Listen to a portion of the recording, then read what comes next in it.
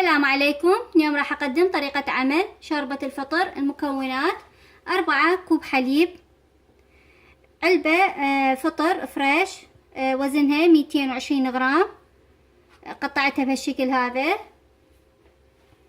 3 ملاعق أكل زبد، 4 ملاعق أكل طحين، نص ملعقة كوب ملح، وإذا احتاجت ممكن أضيف بعد، ربع ملعقة كوب فلفل أبيض، رشة من جوز الطيب.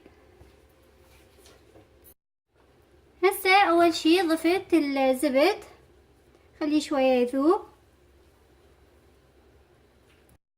بعد ما ذاب عندي الزبد ضفت الفطر، راح أحمسه شوية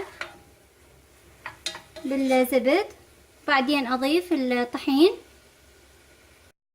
بعد ما حمسته للفطر بالزبد لمدة دقيقتين راح أضيف الطحين وأحمسه.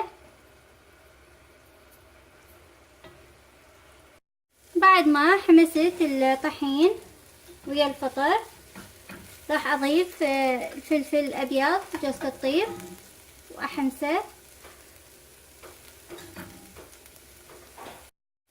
هسه راح أضيف الحليب،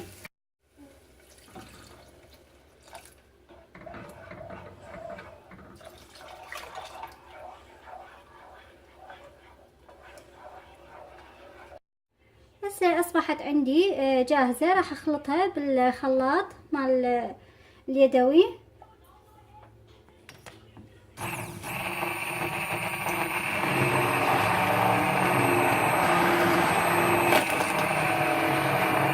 هسه راح أضيف الملح إلها وأخلطها بالشكل.